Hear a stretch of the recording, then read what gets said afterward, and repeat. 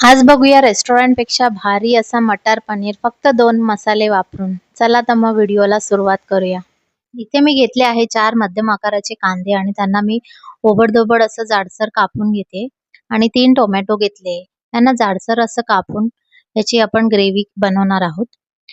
आता एका कढईमध्ये थोडंसं तेल टाकून आपण चिरलेला कांदा परतून घेऊया.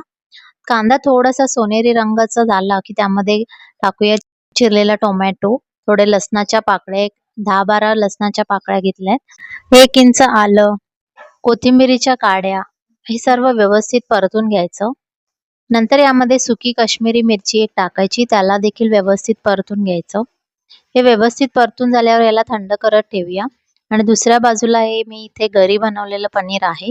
हे जवळपास 300 ग्राम एवढं पनीर आहे. याला कापून घेऊया. पनीरच्या ज्या कडा आहेत त्या बाजूला ठेवूया.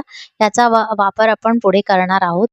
आता या पनीरच्या पीसेसला थोडंसं तेल टाकून तव्यावर परतून घेऊया थोडंसं, जेणेकरून ते ग्रेव्हीमध्ये जाऊन तुटणार नाही आणि ते शेप त्याचं टिकून राहील असं. आणि याला परतून झाल्यावर थंड पाण्यात थोडंसं मीठ टाकून त्यामध्ये याला टाकून ठेवूया, जेणेकरून त्याचा सॉफ्टनेस मेंटेन राहील.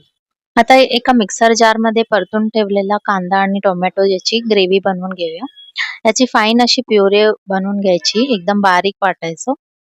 आता त्याच कढईमध्ये थोडंसं तेल आणि थोडं बटर टाकून याला वितळून घ्यायचं आणि त्यामध्ये दाखवलेले खडे मसाले टाकून थोडेसे परतायचे आणि त्यात 1 चमचा काश्मीरी मिरची पावडर आणि 1 चमचा लाल तिखट टाकायचं आणि ते परतायचं थोडंसं आणि त्यामध्ये वाटलेली प्युरी टाकायची. या व्यतिरिक्त काहीही मसाले मी टाकत नाहीये. या 2 मसाल्यांनीच भाजीला एकदम चांगली चव येते. आता व्यवस्थित तेल सुटेपर्यंत या ग्रेव्हीला परतत ठेवायचं.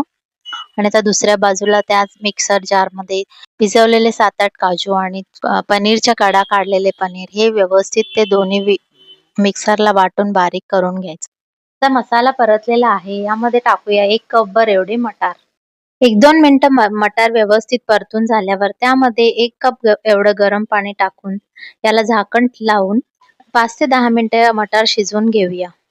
मटार शिजून झाल्यावर त्यामध्ये आपण पनीर आणि काजूची जी पेस्ट बनवली होती ती टाकूया आणि त्यामध्ये कसुरी मेथी, चवीपुरतं मीठ, बारीक चिरलेली कोथिंबीर, अर्धा चमचा एवढी साखर आणि पनीर हे सर्व टाकून व्यवस्थित हलक्या हाताने मिक्स करायचं, जेणेकरून पनीर तुटणार नाही.